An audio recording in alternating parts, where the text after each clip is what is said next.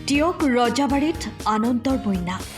শিক্ষক দিৱসৰ পবিত্ৰ দিনটোত কৃতি শিক্ষক বঁটাৰে সন্মানিত হৈছে টিয়ক ৰজাবাৰী নীলমণি ফুকন বালিকা উচ্চ মাধ্যমিক বিদ্যালয়ৰ শিক্ষয়িত্ৰী স্বৰ্ণলতা বৰা। শিক্ষকতাৰ দৰে মহান পবিত্ৰ বৃত্তিত নিয়োজিত হৈ টিয়ক ৰজাবাৰী নীলমণি ফুকন উচ্চ মাধ্যমিক বালিকা বিদ্যালয়ৰ শিক্ষয়িত্ৰী স্বৰ্ণলতা বৰাই শিক্ষক দিৱসৰ দিনটোত জিলা প্ৰশাসনৰ পৰা কৃতি শিক্ষকতাৰ সন্মান বুটলি বিদ্যালয়খনৰ লগতে অঞ্চলটোলৈ সন্মান আনিবলৈ সক্ষম হৈছে। 2003 চনৰ পৰা স্কাউট গাইডৰ যোগেদি ছাত্ৰীসকলক আগবঢ়াই নিয়াৰ সমান্তৰালভাৱে সামাজিক ক্ষেত্ৰখনতো বিভিন্ন কৰ্মৰ যোগেদি কাম কৰি গৈছে শিক্ষয়িত্ৰীগৰাকীয়ে। উল্লেখ্য, বিভিন্ন কাৰ্যসূচীৰ লগত জড়িত স্বৰ্ণলতা বৰাই ইতিমধ্যে ইয়াৰ আগতেও নিজ কৰ্ম সম্পাদনৰ যোগেদি বিভিন্ন ক্ষেত্ৰত ৰাষ্ট্ৰীয় সন্মান বুটলি আনিবলৈ সক্ষম হৈছে এইগৰাকী শিক্ষয়িত্ৰীয়ে।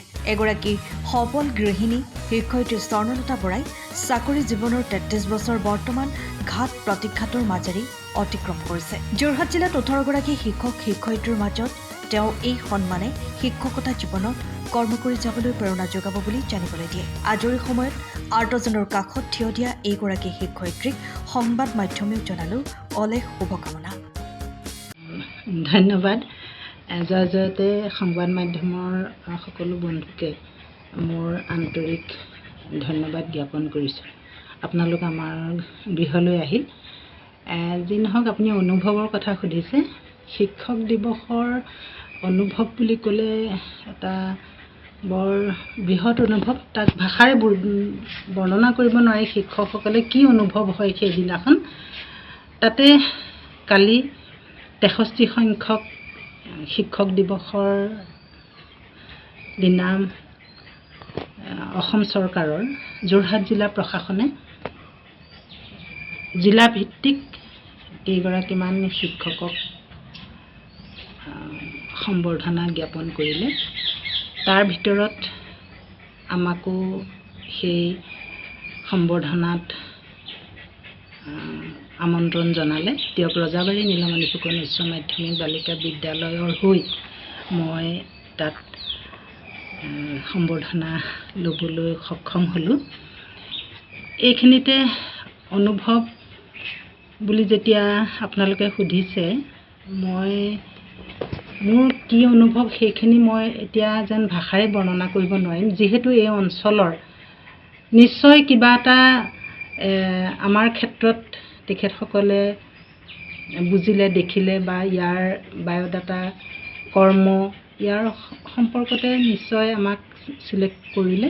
আৰু স্কুলখনৰ হৈ 1992 চনৰ পৰা এই স্কুলৰ লগত জড়িত।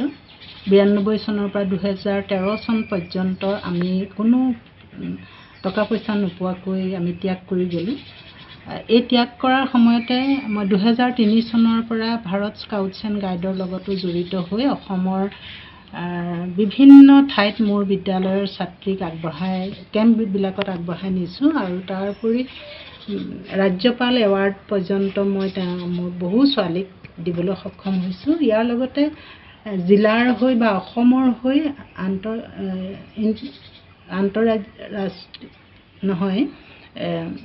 নেশ্যনেল পৰ্যায়ত তেওঁলোকক মই নেশ্যনেল ইণ্টিগ্ৰেশ্যন কেম্পত মই তেওঁলোকক অংশগ্ৰহণ কৰিছোঁ। বিভিন্ন প্ৰতিযোগিতা হয় তাত, ভাৰতৰ বিভিন্ন ৰাজ্যৰ প্ৰায় 22-23খন ৰাজ্যই তাত অংশগ্ৰহণ কৰে। তাত অসমৰ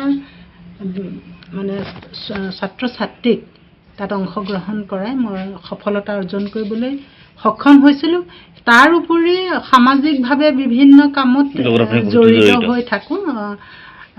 মোৰ আমাৰ টিয়কৰ এটা ক্লথ বেংক, পীড়িতসকলকো যথেষ্টখিনি আমি সাহাৰ্য দিছোঁ বুলি নহয়, তেওঁলোকৰ দুখত আমি এষাৰ মাত দিবলৈ যাওঁ।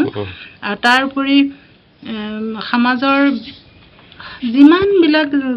যিমান যেনেকৈ পাৰোঁ সেইখিনিত আগবাঢ়ি যাওঁ। আৰু বিশেষকৈ মোৰ ছোৱালীখিনিক, সেইখিনি বাৰু সমাজৰ কথাটো বেলেগ। শিক্ষয়িত্ৰী হিচাপে স্কুলখনৰ বিভিন্ন কামত মই সততে থাকোঁ। আৰু আমাৰ 2003 চনৰ পৰাই মই টিয়ক যিখন কেন্দ্ৰীয় ফিল্ড তাত গণতন্ত্ৰ দিৱসেই হওক স্বাধীনতা দিৱস মোৰ বিদ্যালয়ৰ ছোৱালীয়েহে তাত কুচকাৱাজত অংশগ্ৰহণ কৰি আহিছে আৰু পাৰদৰ্শিতা তেওঁলোকে দেখুৱাই আহিছে। এইখিনি কাম কৰিও আছোঁ আৰু তাৰোপৰি 5 জুন টিয়কৰ পৰা বিৰাজ Bora report time of Assam.